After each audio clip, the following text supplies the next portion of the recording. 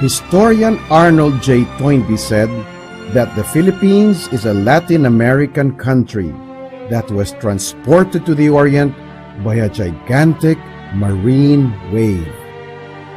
Like many Latin American countries once colonized by Spain, the Philippines is a Hispanic country.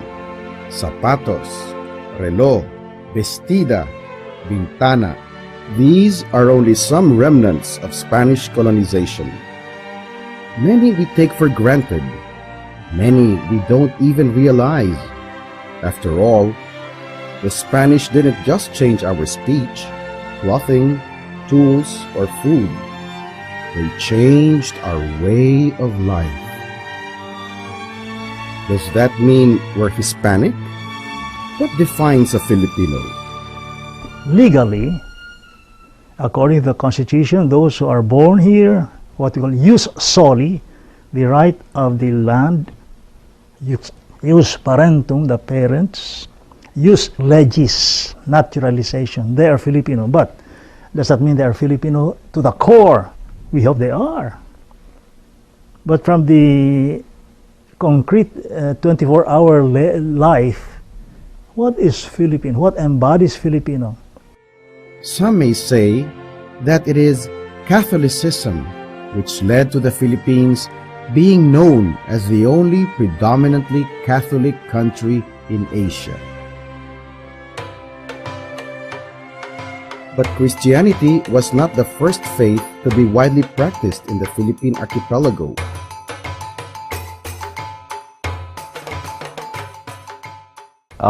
The major belief system has been Islamic in general, because the coming of Spain in 1521 had been antedated by the coming of Islam at least 200 or 300 years, before Magellan arrived in the Philippines. Although the whole country then was not Islamized, but we could say that the major centers, especially trading centers like Manila at the time, Jolo and Maguindanao, had been Islamized. Much of present-day Manila, in fact, was ruled by Raja Sulaiman, whose kingdom was the first major political institution established in Manila. Sulaiman resisted the Spaniards. His defeat proved to be the turning point for the Spanish, who came not only to convert, but to colonize. Once the Spanish introduced Christianity, life in the islands changed. The people who had kept to their own angkan and barangay came to live together as a community in towns centered around churches. Christian teachings also helped to do away with the practice of slavery and other native practices the Spaniards considered uncivilized. If we're talking about Hispanization, we're talking about a transformation, culturally speaking. And culture would encompass values, especially values, meanings that the values convey, plus, of course, the ways of living. So we can see that women, as the ones who reared children, because they were the ones who bore the children, raised them in their early childhood, and even all the way to adulthood practically, would be the main transmitters of those values. This is also something maybe not so well considered. Women were considered quote-unquote a civilizing influence. Civilizing in the Spanish sense, not only of being more human, but by being more human, being more Christian. But while Christianity transformed the natives' culture forever, Filipinos also redefined Christianity and made it their own.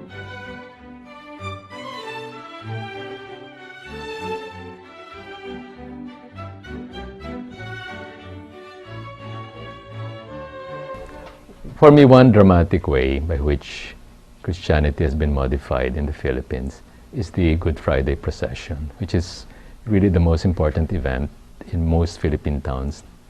You know, before Christianity came, the body of the datu was kept in a coffin. It was kept in the innermost part of the house together with all the valuables, because people believed that the datu would protect the house against intruders.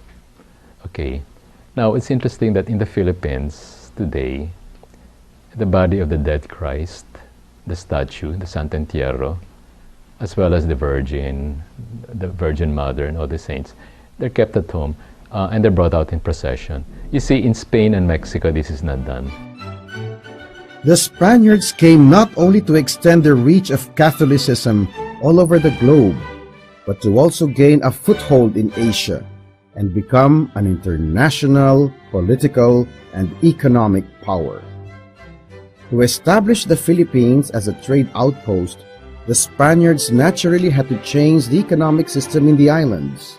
Before the arrival of the Spaniards, the system of exchange or the system of the economy was based on barter. This means to say that people exchange goods with other goods. So it was not uncommon for people, for example, to exchange rice with other commodities like cloth or abaca, things that would be, I would say, utilitarian, something that they can use in their ordinary way of life. This, in a way, conformed to the generally communal system that was practiced in pre-Spanish Filipino society. Coinage from Mexico called reales, and later pesos fuertes, circulated in the Philippines throughout the centuries of Spanish rule. The name was later adapted by the Americans into what we now know as the Philippine peso. Religion, social norms, politics, and economy. Spain influenced not only material objects, but also more intangible things, including how we view the world. What do these Hispanic influences mean for our Filipino culture? What is Filipino national identity? As I just said, it is in the small things of life. Now, is it possible to be Filipino if we reject the Spanish influence? No. You cannot be Filipino if you go to work in simply bahag. You reject pantalon. You will wear only zapatos. Those are Spanish words. And then we cannot have agriculture if we don't use the arado, again a foreign word, araro. So on that score, it's wrong to reject Spanish, Hispanic influence, and I would add Mexican. Does that mean that we would be less Filipino if not for the Spaniards? We have to recognize some degree of contributions, of Spain in the Hispanization of the country. But I guess we could not continuously fossilize ourselves in living in a delusion that we are Hispanic. I think we recognize that, but we have to note that the 300 years had been antedated by our legacy and heritage of our Malay and even Islamic, legacy. Just how significantly did the Spanish colonization shape who we are now? To analyze these questions further, Vibal Foundation presents More Hispanic Than We Admit, a scholarly collection of essays which explores the hybridity of Philippine culture and society. Edited by Isaac Donoso, the book contains essays by distinguished scholars, including Dr. Fernando Cialcita, Maria Svetlana T. Camacho, Julian Go, Celestina Bongkan, Resil Mojares, Julkipli Wadi, and Ambeth Ocampo. It also features an introduction by Father Jose Arcilla, S.J. The compendium is bookended by highly respected and eminent scholars from the two countries. Rey Ileto, author of the landmark Pasión and Revolution, and exponent of writing history from below, and María Dolores Elizalde, of the Consejo Superior de Investigaciones Científicas, a passionate Filipinista and advocate in pursuing the continuing dialogue of España and Filipinas. I think by reading this book, Filipinos can get a perspective of history that is lineal, stage after stage, as an empirical process, in which human beings use different cultural elements to create their own civilization. Therefore, in this case, the Hispanic elements in Philippine civilization is something that Filipinos can use to craft their own identity and sense of nationhood. These cultural elements are something that can help Filipinos to better understand the current situation of the nation and to face the challenges of the 21st century. There is much in the book that will surprise present generations of Filipinos. That the first Spaniards to discover the archipelago were perhaps Muslims from southern Spain. That many of their ancestors were willing accomplices of the Spanish military expeditions. That Christianity, as the Spanish friars introduced it, is no longer what it was, but something transformed and Filipinized. That many contemporary Filipinos continue to generate a respectable amount of literature in Spanish. That works on the colonial period by Spanish historians such as Wenceslao Retana were impugned by the Americans to justify their imperialist enterprise.